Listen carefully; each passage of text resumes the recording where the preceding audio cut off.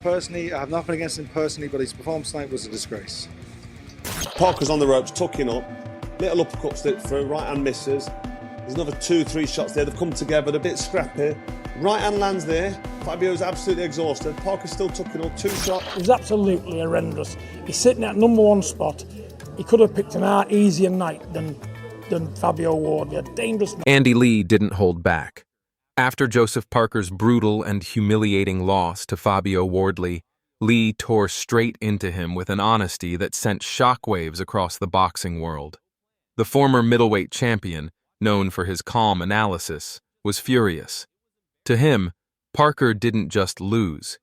He fought. When someone's doing that to you, if you pull out high, you're going to get caught. If you lean back and try to stay away at a distance, you're going to go. The only you do is go into him. Folded under pressure.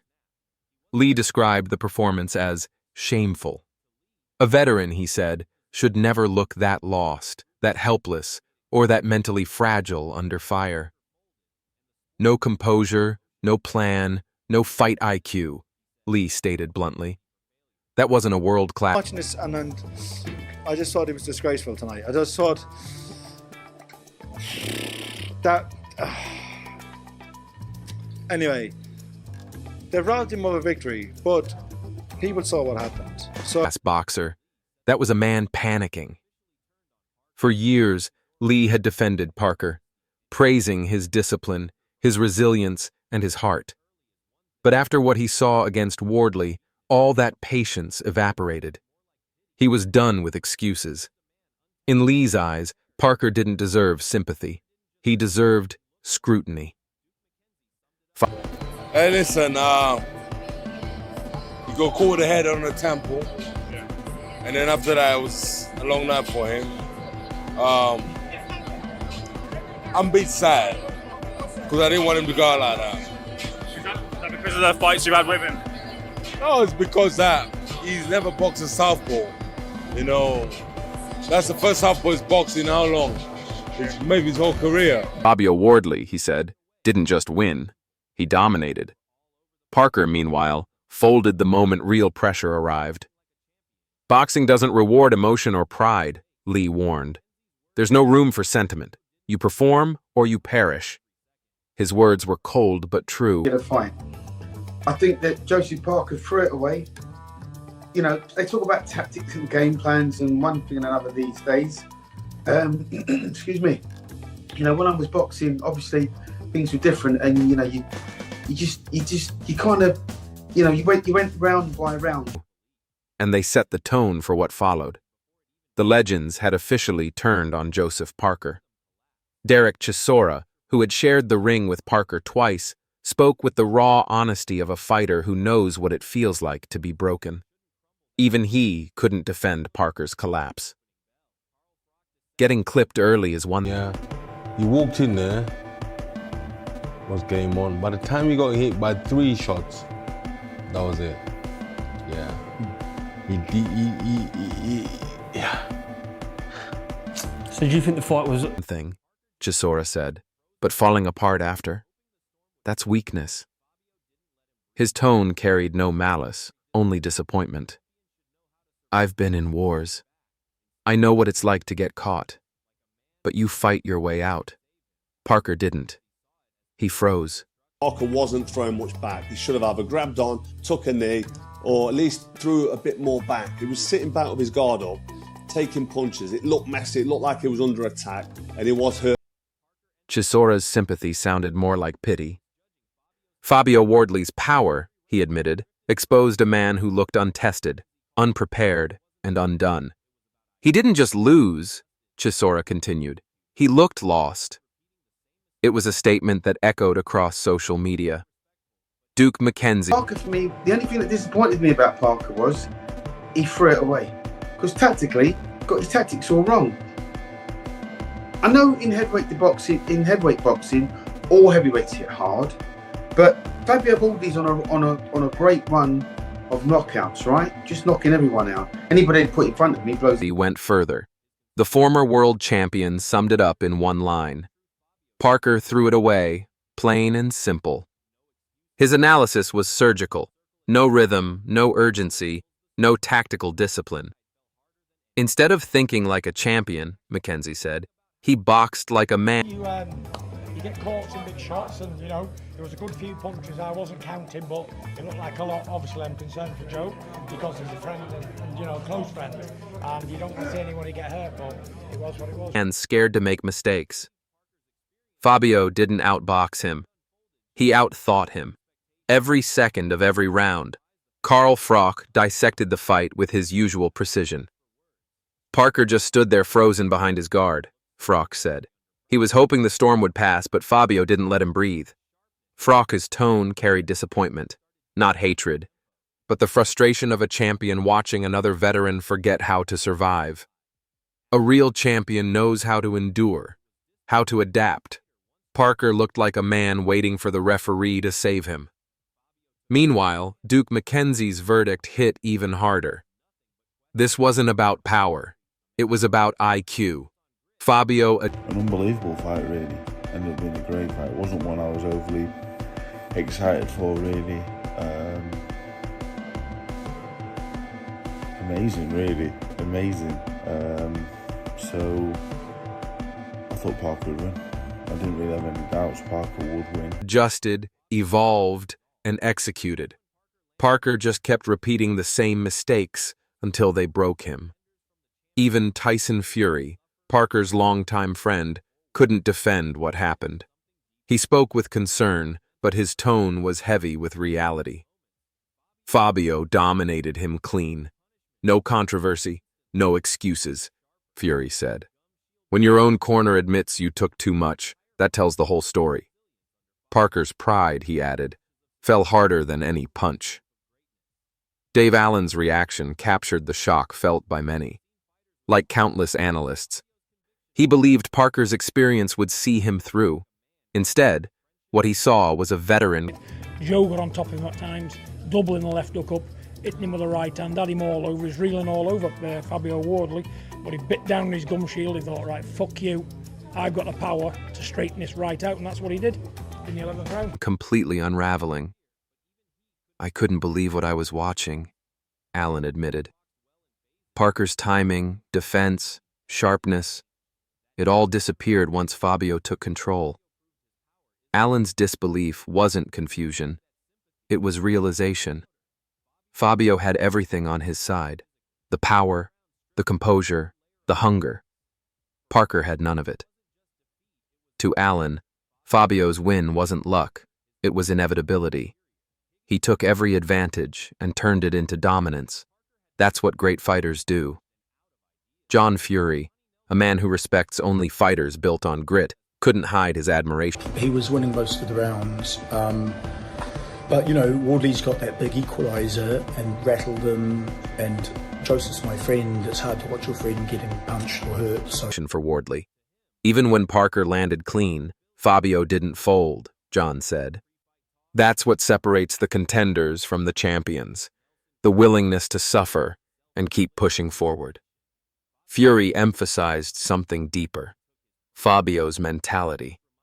While Parker fought on moments, Fabio fought on belief. He took punishment, learned instantly, and came back stronger. That gum shield moment, that was everything. That's a man who refuses to quit. For Fury, Fabio's heart and focus defined the fight. Parker showed flashes, he said, but Fabio showed greatness. His tone... When I beg on my face, I've got to get a job done here. So after the things he said the last time, he knows he probably mugged himself off. I think that probably hurt him more than anything, hurt his pride. Tone carried respect, not surprise. I've seen fighters with heart before, but this was something else. Fabio's conviction belongs to a different level.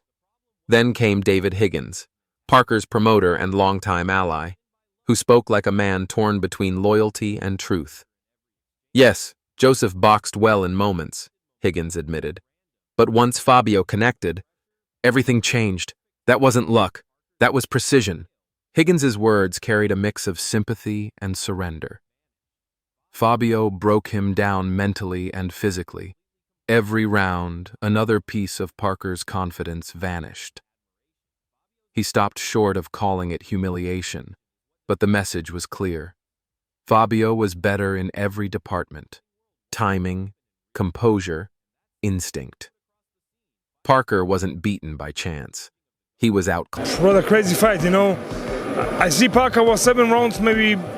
I think Parker win, you know. But, you know, this is a heavyweight box, you know, one punch can change a fight, you know, and you see the result, you know. I don't know why Parker, after 7 rounds, to go back.